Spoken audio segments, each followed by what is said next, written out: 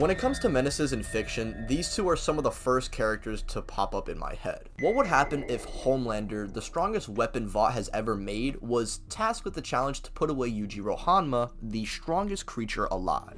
After watching some of the new season of The Boys plus the Baki Kengan special dropping, I personally thought it would be cool for me to talk about both through a fun gauntlet type of video. Could Yujiro solo the Seven? Now, the reason why I don't want it to be a 1v1 is because I feel like the boys scaling is just very vague in general and there's not too much to go off of, so I figured why not actually talk about the majority of the scaling in one big gauntlet. And if you want more specific and dedicated videos regarding the characters of the boys, then feel free to go and check out my GOAT Key Issues, as they have dropped probably the most videos related to the comics and show. And with that being said, enjoy the video.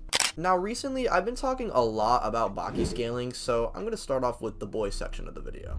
This verse, unlike a lot of superhero verses, are very grounded and don't show off crazy feats like you'd expect. The best stuff we get is Soldier Boy being able to shoot an explosion that covers city blocks, but Homelander would probably be the only person who would scale to this, as the Seven's other strongest member besides Homelander, that being Queen Maeve, got destroyed by this explosion and barely survived. But we do know past characters of the Seven like Lamplighter can turn humans into ash, which is calculated to be around building level. Besides Lamplighter and like maybe Maeve, Noir, Stormfront, and Homelander, no one else really would scale to this and are peaking at wall level, unfortunately. Like, the best feats A-Train, Starlight, and The Deep have shown are like beating up grown people pretty casually and like running through humans and running through walls. As far as speed goes, the verse also doesn't really get far aside from bullet dodging and characters like Stormfront and Starlight shooting electricity and even light. However, none of the characters in the series even evade or dodge the blasts they fire. So to say the verse is massively hypersonic or even light speed is kind of ridiculous, especially when the fastest character in the verse, that being Compound V amped A-Train, doesn't even actually evade Starlight's light or is faster than it. He dodges it through aim dodging her. As for the Seven's abilities, I mean, Homelander can fly and shoot lasers along with having ridiculously enhanced senses, but aside from that, he's really nothing special. Stormfront can shoot force lightning, while Starlight can shoot literal light, blinding her enemies, and she can like turn lights on and off when she gets really mad, which she thinks is like intimidating. I don't know why she does this, by the way. Queen Maeve and Noir primarily are used for close quarters combat, and A-Train has super speed, and the Deep is the peak of human evolution. Now, with the Seven out of the way, let's talk about the world's strongest creature, that being Yujiro Hanma. Now, Yujiro, even as early as the original series of Baki, he was declared as the strongest weapon on planet Earth, being above the likes of aircrafts and nuclear warfare, which makes sense given characters within Baki have done abnormal things, like shaking the literal world and surviving dinosaur-wiping meteors. And mind you, these two feats I mentioned are from characters Yujiro himself has put down in the past. Even disregarding modern stuff like Son of Ogre, we know the notorious Earthquake Punch was calculated to be around large town level, with some calcs even having it at much higher levels. This is a decent range to put him at for now, so we'll go with this. Speed in Baki is pretty self-explanatory, as characters not only blitz gunfire at point-blank ranges, but we know Kaku and Katsumi can increase their strikes to hypersonic speeds. Yujiro himself as well was said to have instincts so sharp that if lightning were to hit the ground, Yujiro out of pure reflex would manage to evade it. You could argue this is cap, but the thing is, in Baki, the exaggerated stuff is 9 times out of 10 the actual case. But it's just weird because you'll have stuff like this and like Yujiro point blank dodging gunfire, which should make him at least have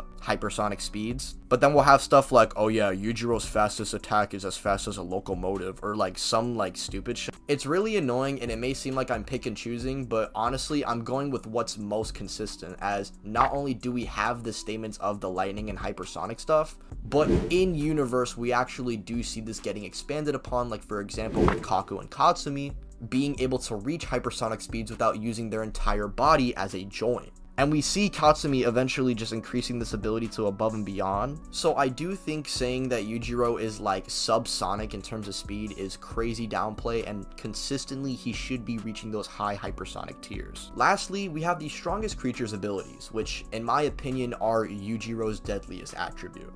Before even fighting an opponent, he first emits his aura that they have to conquer, which instills fear in the opponent down to the cellular level. And if you're lucky to get past that, you now have to get through the multi-layered styles of martial arts at his disposal that exceed beyond master martial artist imagination. He can instantly detect your weakness, know exactly where to strike, and figure out all possible ways for someone to attack. Every style in the Bakiverse is something he can imitate to perfection, all while somehow managing to be so skilled. There is still no one to this day that can match him. He's the greatest fighter in his respective world, and now he'll have to go up against the world's greatest group of heroes. So, now let me answer the question.